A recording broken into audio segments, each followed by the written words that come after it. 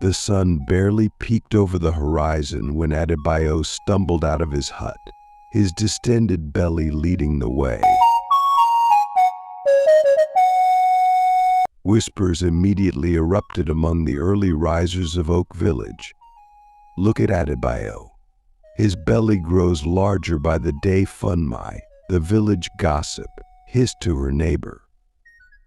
It must be a sign from the gods. Little did they know, Adebayo's swollen abdomen held not a miraculous pregnancy, but a dangerous secret one that would soon force the village to confront long-held beliefs and a growing problem that had been fermenting just below the surface. Adebayo winced as he made his way to the village square, each step sending sharp pains through his bloated midsection. The once strong farmer had become a shadow of his former self, his skin sallow and his eyes sunken. Yet the villagers saw only the round protrusion of his belly, their minds racing with fantastical explanations. "Adebayo, when is the blessed day?" called out Emeka, the village elder, his wrinkled face creasing into a smile. "Surely the gods have bestowed upon you a great gift." Adebayo opened his mouth to respond, but only a pained groan escaped his lips. He clutched his stomach and hobbled away, leaving the villagers to their excited chatter. As the days passed, rumors spread like wildfire through Oak Village.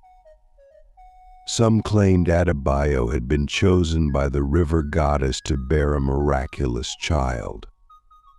Others whispered that he had angered a witch who cursed him with a stomach that would grow until it burst.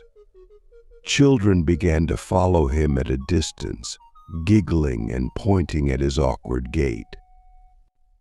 Unbeknownst to the villagers, Adebayo spent his nights in agony, consuming bottle after bottle of Ogogoro, the potent local palm wine that had become his constant companion. With each passing day, his liver swelled further, pushing against his abdominal wall and creating the illusion of pregnancy. It wasn't until Chinwe, a young nurse who had recently returned to the village after studying in the city, noticed Adebayo's yellowing eyes that alarm bells began to ring. "Adebayo," she called out one morning, her voice laced with concern. "May I speak with you for a moment?" The man hesitated, his bleary eyes darting around as if searching for an escape route. Finally, he nodded and allowed Chinwe to lead him to a quiet corner near the village clinic. "I've been observing you," Chinwe began gently. "Your condition, it's not what everyone thinks it is. I believe you're very ill, and it's related to alcohol consumption. Will you let me examine you?" Adebayo's face crumpled, tears welling up in his bloodshot eyes. I can't stop," he whispered, his voice hoarse. "Ever since my wife died, the drink is the only thing that dulls the pain." Chinwe's heart ached for the man before her. She realized that Adebayo's story was just the tip of the iceberg, a symptom of a larger issue that had been quietly plaguing their community.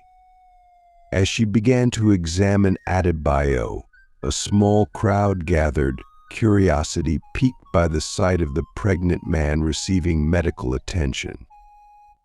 "What's happening?" demanded Emeka, pushing his way to the front. "Is the child coming?" Chinwe took a deep breath, knowing that her next words would shatter the village's fantastical beliefs and force them to confront a harsh reality. "Esteemed elders, friends, and neighbors," she began, her voice steady despite her racing heart, "there is no child.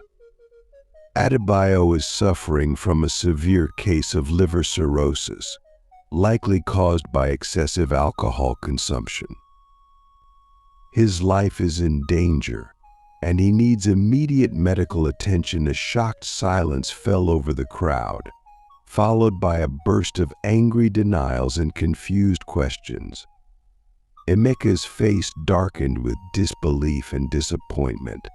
"Impossible," he sputtered. "Our Adebayo, chosen by the gods, reduced to a common drunk." "I won't believe it." Chinwe stood her ground, her medical training giving her the courage to challenge the elder's words. "With all due respect, Elder Emeka, beliefs won't heal Adebayo. He needs proper medical care, and our village needs to address the wider issue of alcohol abuse that has been ignored for too long." As the villagers argued and debated around them, Adebayo slumped against Chinwe, his body racked with pain and withdrawal. She supported him gently, her mind already racing with plans to not only save this man's life but to educate her community and bring about lasting change. In the days that followed, Oak Village found itself divided. Some, like Emeka, clung desperately to their belief in Adebayo's miraculous pregnancy, unable to face the harsh truth of addiction in their midst. Others, particularly the younger generation, rallied behind Chinwe, eager to learn and address the real issues facing their community. Chinwe organized meetings, inviting healthcare workers from neighboring towns to speak about the dangers of alcohol abuse. She set up support groups for those struggling with addiction and their families. Slowly but surely, the veil of ignorance began to lift. Adebayo's road to recovery was long and arduous. There were nights when the cravings nearly broke him, days when the shame of his deception weighed heavily on his soul. But with Chinwe's unwavering support and the growing understanding of his fellow villagers, he found the strength to persevere. Months passed, and Oak Village underwent a transformation. The Ogogoro stands that had once dotted the village outskirts were replaced by small businesses and community centers. The sound of drunken arguments faded, replaced by the lively discussions of village meetings where real issues were addressed openly and honestly. Adebayo, his belly no longer distended but his eyes clear and bright, became a symbol not of miraculous birth, but of rebirth and redemption. He shared his story openly, helping others who struggled with the same demons he had faced. One evening, as the sun dipped below the horizon, painting the sky in vibrant oranges and purples, Chinwe found Adebayo sitting outside his hut, a contented smile on his face.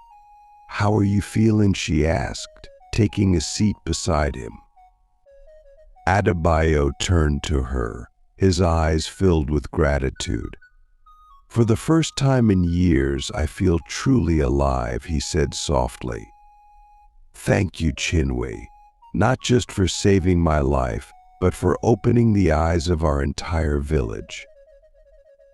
Chinwe nodded, her own heart swelling with pride at how far they had come.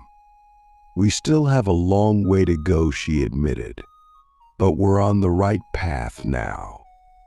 As they sat in comfortable silence, watching the village children play in the distance, both Chinwe and Adebayo knew that their journey had only just begun. The miracle that had occurred in Oak Village wasn't one of mystical pregnancy, but of a community coming together to face its problems head-on, choosing education and compassion over ignorance and judgment.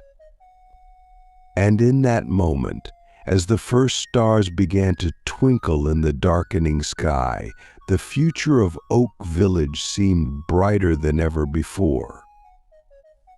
As the cool evening breeze rustled through the leaves of the baobab trees, Chinwei sat on a wooden bench outside the newly established community center, her eyes fixed on the horizon. It had been a year since Adebayo's recovery began, sparking a transformation that swept through Oak Village like a cleansing rain. The center, once a dilapidated structure that served as a gathering place for late-night drinkers, now bustled with activity. Inside, the sound of laughter and earnest discussion drifted through the open windows as another support group meeting came to a close. Chinwei's reflective moment was interrupted by a familiar voice. "Still burning the midnight oil," I see, Adebayo said warmly. Lowering himself onto the bench beside her, she turned to him with a tired smile. "There's still so much work to be done," she replied, running a hand through her braids. "But yes, I suppose I could use a break." Adebayo nodded, his eyes twinkling with the vitality that had returned to them over the past year. "You've done more for this village than anyone could have imagined, Chinwei. But remember, change takes time." As if to underscore his point, a commotion erupted from the far end of the village.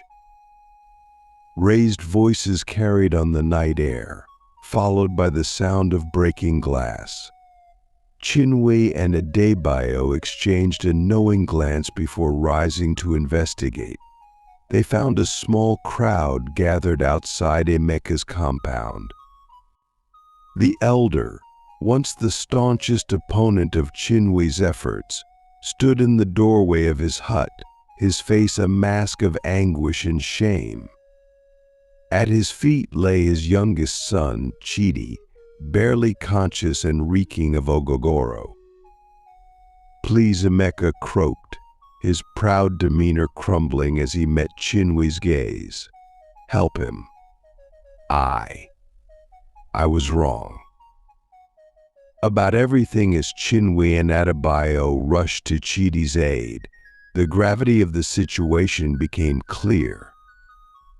Despite the progress made in Oak Village, the tendrils of addiction had taken root in unexpected places. Emeka's own son had fallen victim to the very problem the elder had once refused to acknowledge. In the days that followed, Chidi's struggle became a turning point for the village. Emeka, humbled by his son's addiction, became an unlikely ally in Chinwei's mission. His influence as an elder, combined with his newfound zeal for education and prevention, opened doors that had previously been firmly shut. Word of Oak Village's transformation began to spread to neighboring communities. Visitors came to observe their programs, eager to implement similar initiatives in their own villages. Chinwei found herself traveling more frequently, sharing her knowledge and experiences with healthcare workers and community leaders from across the region. But with success came new challenges. As Oak Village's reputation grew, so did the resistance from those who profited from the sale and distribution of alcohol. Threats were made, and on more than one occasion, Chinwei returned home to find the community center vandalized. It was during one such incident that Funmai, the former village gossip, surprised everyone by standing up to the troublemakers. "This stops now," she declared, positioning herself between the center and a group of angry men from a neighboring village. "If you want to destroy what we've built, you'll have to go through me first."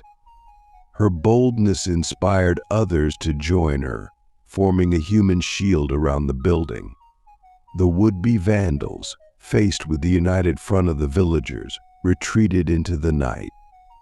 As the months passed, Oki Village became a model for community-driven change. The support groups expanded to address not just alcohol addiction, but other challenges facing the community, from domestic violence to unemployment. The village square, once dominated by idle chatter and superstition, now hosted regular health fairs and educational workshops.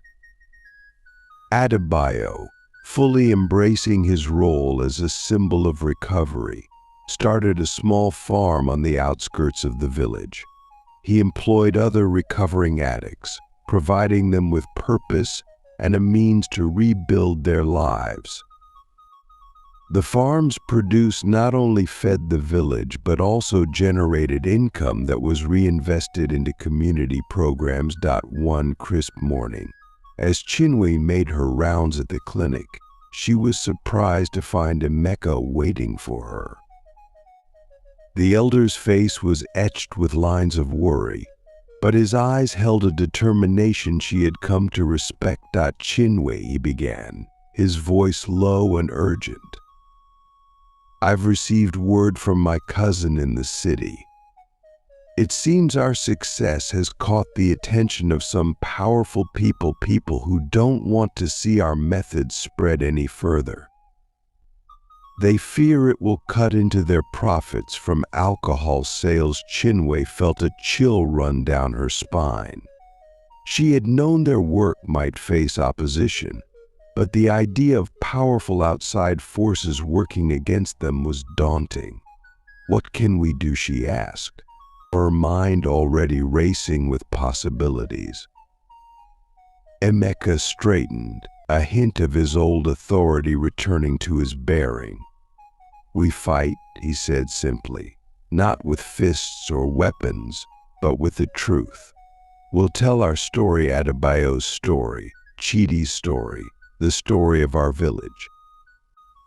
We'll shout it from the rooftops if we have to, until everyone knows that change is possible. As Emeka spoke, Chinwe felt a surge of hope and determination. She realized that their journey was far from over. In fact, it was about to enter a new, more challenging phase. But looking at Emeka, at the transformed village around her, and thinking of all the lives they had already touched, she knew they were ready for whatever came next. Then let's get to work, Chinwe said, a fierce smile spreading across her face. We have a bigger battle to fight now. As they stepped out into the sunlight, the sounds of a vibrant, recovering community surrounded them. Children laughed as they played in the schoolyard. Women chatted as they tended to their market stalls, and in the distance, the rhythmic sound of hoes hitting soil rose from Adebayo's farm. Oak Village had already undergone one transformation. Now, it stood poised to spark a movement that could change the face of their entire region. The road ahead would be difficult, but with unity, determination, and the power of their shared story, Chinwe knew that anything was possible. The sun climbed higher in the sky, casting its warm light over Oak Village, a beacon of hope in a changing world. The air hung heavy with tension as Chinwe stood before the gathering of village elders from across the region. The community center, once a symbol of Oak Village's transformation, now served as a war room of sorts. Maps and charts covered the walls, detailing the spread of their grassroots movement and the mounting opposition they faced. Friends, Chinwe began, her voice steady despite the gravity of the situation. What started in our village has grown beyond anything we could have imagined. But with this growth comes new dangers. Murmurs rippled through the crowd as Emeka stepped forward, his face etched with concern. Our sources in the city confirm that a coalition of alcohol distributors and corrupt officials are mobilizing against us. They claim our movement is destroying traditional culture and hurting the economy. A heated debate erupted among the elders. Some advocated for caution, suggesting they slow their efforts to avoid further conflict. Others called for more aggressive expansion, arguing that retreat would only embolden their opponents. As the arguments grew more heated, a quiet voice cut through the clamor. All eyes turned to Adebayo, who had remained silent until now. "We cannot fight darkness with more darkness," he said, his calm demeanor a stark contrast to the tension in the room. "Our strength has always been in the truth of our stories and the unity of our communities. That's what we must focus on now." Chinwe felt a surge of gratitude for Adebayo's wisdom. "He's right," she agreed. "We need to share our successes more widely, make our voices impossible to ignore. But we also need to be prepared for the challenges ahead." Over the next few weeks, Oki Village became a hive of activity. Chinwe coordinated with journalists and documentary filmmakers, inviting them to witness the village's transformation firsthand. Adebayo's farm expanded, partnering with agricultural programs to provide training and employment opportunities for recovering addicts from neighboring communities. But as their influence grew, so did the pushback. Shipments of medical supplies were mysteriously delayed. Local officials who had supported their efforts suddenly became evasive, and troubling rumors began to circulate, painting Chinwe and her allies as troublemakers who were destroying the region's cultural heritage. The situation came to a head one sweltering afternoon when a large crowd gathered at the village square. At its center stood a well-dressed man flanked by bodyguards. Otunba Adelik, a powerful businessman known for his investments in the alcohol industry. "Good people of Oak Village," Adelik's voice boomed across the square, "I come to you with an opportunity. Your experiments have caused great concern among many important people. But I'm a reasonable man. I'm prepared to offer substantial funding for your clinic and community programs. In exchange for a few small compromises." A hush fell over the crowd as Adelik outlined his proposal: generous donations in exchange for scaling back their anti-alcohol initiatives and allowing the reintroduction of regulated Ogoro sales in the village. For a moment, the offer hung in the air, tempting in its promise of financial security. Chinwe felt a flicker of doubt. Could they achieve more by working within the system? Was their hardline stance doing more harm than good?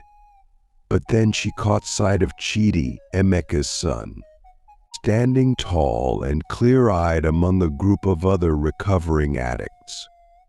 The young man's transformation was a living testament to everything they had fought for. Before Chinwe could respond, Funmi pushed her way to the front of the crowd. "With all due respect," Otunba, the former gossip, declared, her voice ringing with conviction, "your money can't buy our dignity. We've seen what our community can become when we stand together. No price is worth going back to the way things were." A cheer went up from the villagers, growing in volume until it drowned out Adelik's attempts to speak further. The businessman's face darkened as he realized he had misjudged the situation. With a curt nod to his bodyguards, he retreated to his waiting vehicle. As the dust settled from Adelik's departure, Chinwe knew they had won an important battle, but the war was far from over. The confrontation had made it clear that their movement posed a real threat to powerful interests. They would need to be more vigilant than ever. In the weeks that followed, Oak Village's story began to spread far and wide. Social media buzzed with images and testimonials from the community. News outlets picked up the story of the village that had transformed itself and was now fighting to bring change to an entire region. International NGOs and health organizations took notice, offering partnerships and support. Chinwe found herself addressing conferences and policy meetings, sharing the lessons they had learned and advocating for systemic changes to address addiction and community health. But with greater visibility came greater risks. Chinwe and other leaders of the movement faced intimidation and threats. Security became a constant concern, and there were nights when the weight of responsibility kept Chinwe awake, questioning whether they had taken on more than they could handle. It was during one such sleepless night that a soft knock came at her door. She opened it to find Adebayo, his calm presence immediately soothing her frayed nerves. "Walk with me," he said simply, gesturing towards the village outskirts. As they strolled under the star-filled sky, Adebayo spoke of his own moments of doubt during his recovery. "There were times I thought it would be easier to give up, to slip back into old habits," he admitted. "But then I would look at the people around me, you, Emeka, even little children looking up to me as an example, and I found the strength to keep going." He turned to Chinwe, his eyes shining with conviction. "What we've started here is bigger than any one of us. It will outlive us, Chinwe. No matter what happens, the seeds of change have been planted. They can't be uprooted now." As the first light of dawn began to paint the sky, Chinwe felt her resolve strengthen. Adebayo was right, their movement had taken on a life of its own. Whatever challenges lay ahead, they would face them together, buoyed by the knowledge that they were on the right side of history. Returning to the village, Chinwe was met by the sight of early risers beginning their day. Farmers headed to their fields, children prepared for school, and the community center was already abuzz with activity. This was what they were fighting for, not just the absence of addiction, but the presence of hope, purpose, and unity. As she watched her community come to life, Chinwe squared her shoulders, ready to face whatever the new day might bring. The path ahead was uncertain, but one thing was clear: the transformation that had begun in Oak Village was now unstoppable, a beacon of hope spreading across the land, one community at a time.